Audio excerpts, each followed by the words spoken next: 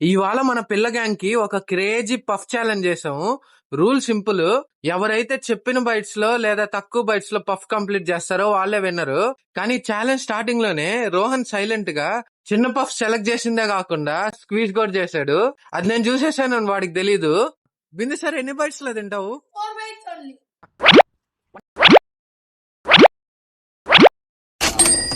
రోహన్, నువ్వు ఎన్ని బైట్స్ లో తింటావు? 3 bites అన్నా. ఓకే. నువ్వు ఎన్ని బైట్స్ లో తింటావా? 5 bites. ఓకే.